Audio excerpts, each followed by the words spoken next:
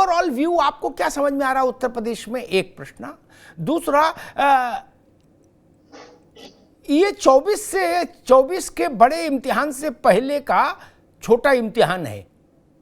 Final से पहले का सेमीफाइनल मान लें, कुछ भी मान लें, कोई शब्द दे दें इसको, लेकिन एक 24 से पहले की ये अंतिम राय शुमारी है, पॉलिटिकल रेफरेंडम।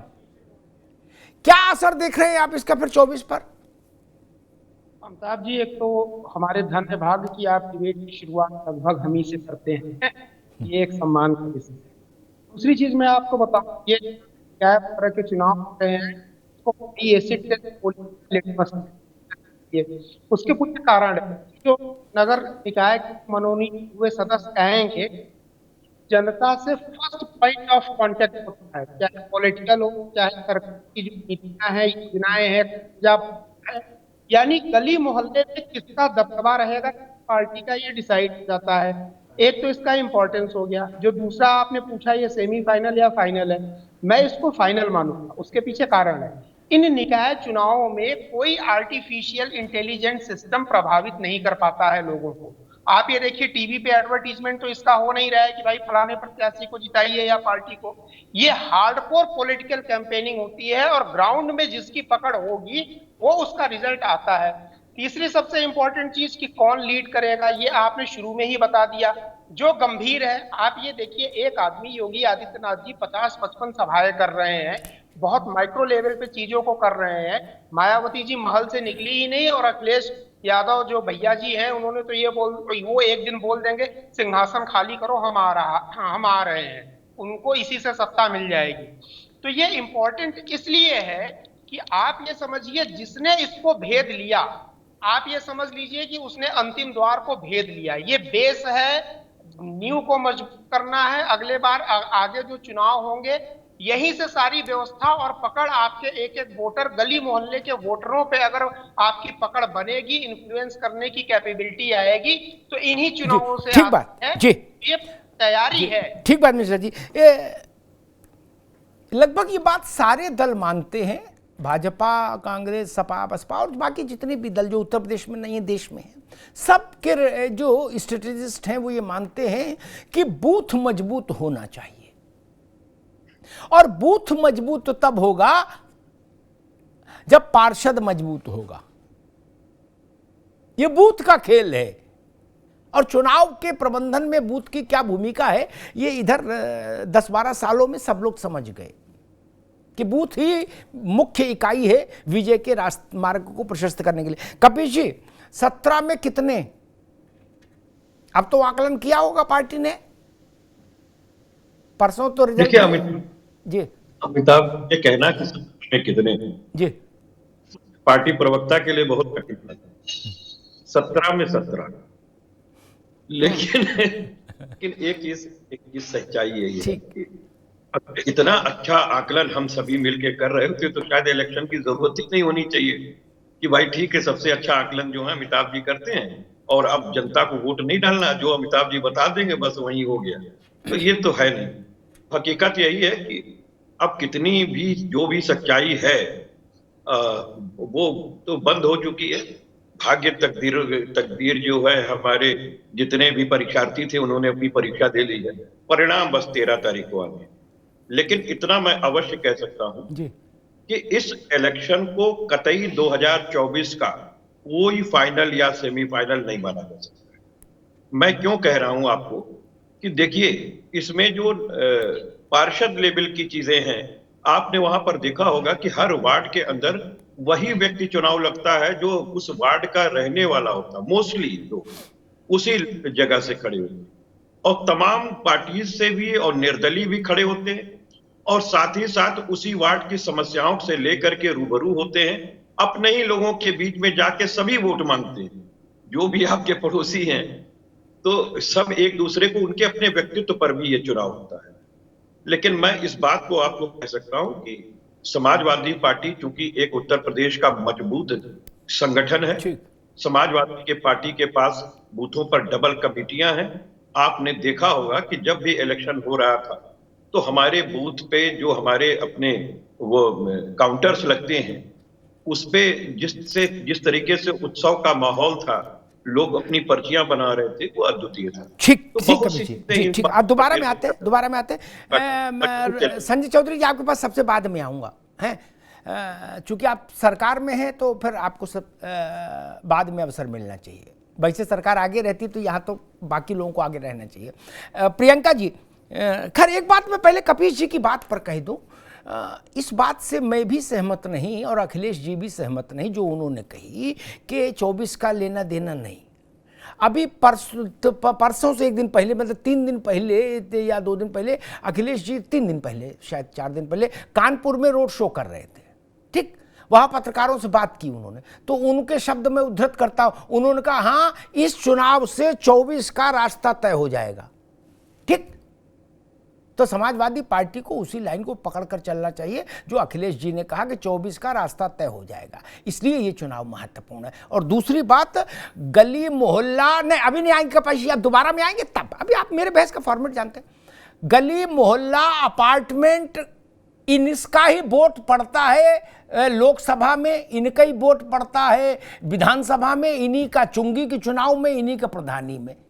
ऐसा तो नहीं कि लोकसभा का चुनाव हो तो हांगकांग में से वोट पड़ के आएगा, गली मोहल्ले से पड़ता है। वही रामलाल भाई साहब, श्यामलाल भाई साहब वोट पड़वाते हैं, वही पर्ची ले आते हैं, वही सिस्टम है, चेहरे तो वही हैं, उन वही सब चुनाव में काम आते हैं।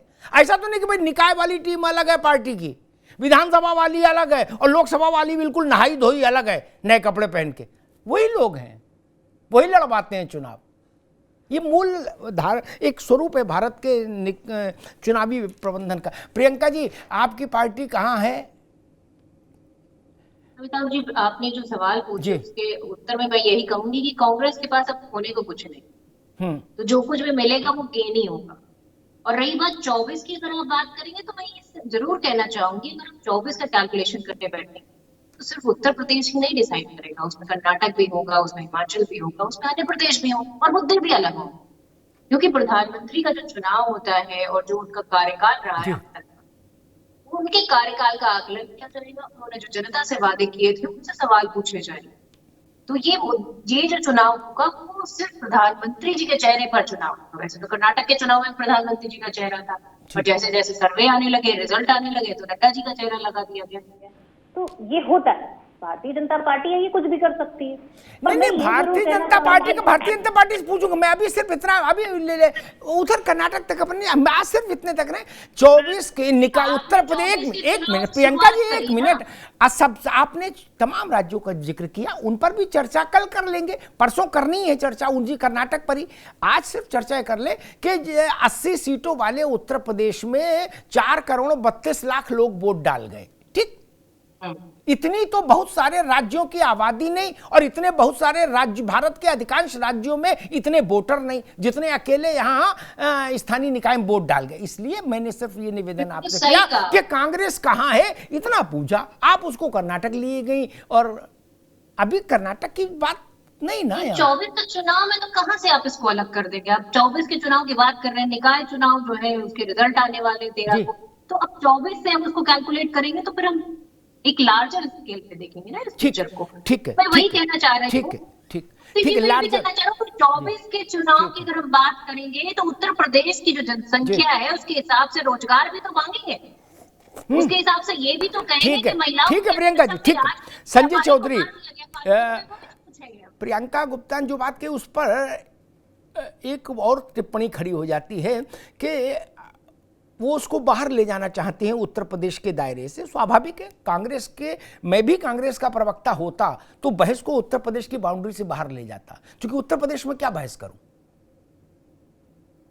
उत्तर प्रदेश की बाउंड्री से बाहर ही बहस ले जाना चाहिए कांग्रेस के प्रवक्ता को। लेकिन ध्यान रखना चाहिए, पूरा नॉर्थ ईस्ट, कर्नाटक और क्या क्या तमाम राज्यों को जोड़ दीजिए तब भी 80 शायद मुश्किल से हो मेंबर लोकसभा में।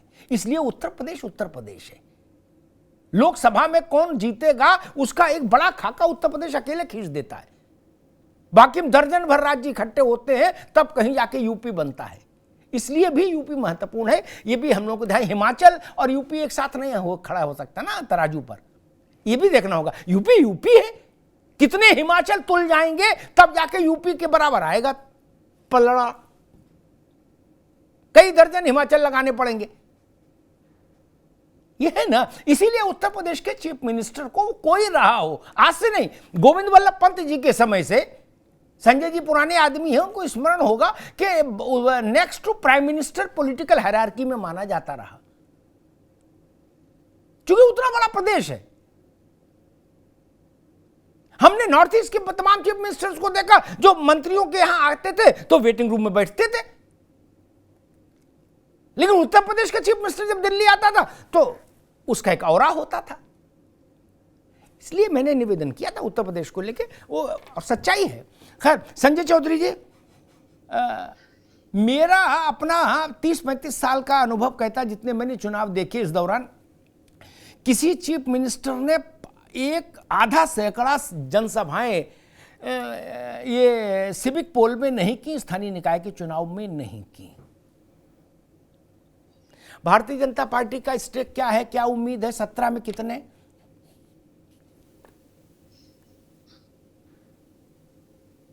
अमिताभ जी, जहां तक भारतीय जनता पार्टी का आकलन है, निश्चित रूप से पार्टी इस तैयारी में है। पार्टी ने जिस प्रकार से मेहनत की है, जिस प्रकार से अपने संगठन को लगा रखा है, और अंतिम दौर में भी जिस प्रकार की तैयारी के साथ हम उतरे हैं, हम पूरे आशान्वित हैं कि इस बार के नगर निकाय के चुनाव के अंदर हम 17 में से 17 जीतकर दिखाएंगे। और मुझको लगता है कि बस 13 तारीख का इंतजार कीजिए। भारतीय जनता पार्टी इस बार नगर निकाय के चुनाव में 100% रिजल्ट देकर उत्तर प्रदेश के इतिहास को वैसे ही बदल देगी जैसे योगी आदित्यनाथ जी एक 3 दशक के बाद फिर से लौट कर आए हैं।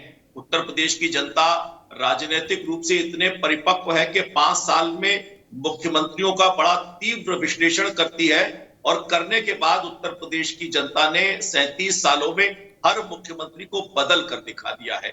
ये सकारात्मक राजनीति के आधार पर योगी आदित्यनाथ जी का एक चेहरा मिला है। और इस चुनाव में भी न केवल योगी आदित्यनाथ जी ने, हमारे दोनों मुख्यमंत्री ने, प्रदेश के अध्यक्ष ने, और जिस प्रकार से कैबिनेट के मिनिस्टर्स ने भी है, पूरे उत्तर प्रदेश के हर स्थानीय निकाय की इकाई में, चाहे वो नगर पंचायत हो, नगर पालिका हो, नगर महापालिका हो और नगर निगम हो, इसमें जिस स्थानीय स्तर तक भारतीय जनता पार्टी का संगठन उतरा है, बहुत मेहनत की है हम सब लोगों ने।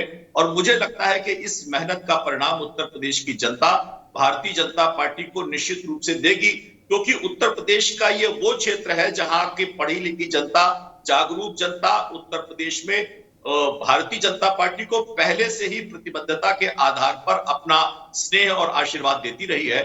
एक बार फिर से वो आशीर्वाद और बड़े रूप में इस बार आएगा, और कोई अचरज नहीं होना चाहिए कि इस निकाय के चुनाव में तो कम से कम हम 17 में से 17 जीतकर दिखाएं।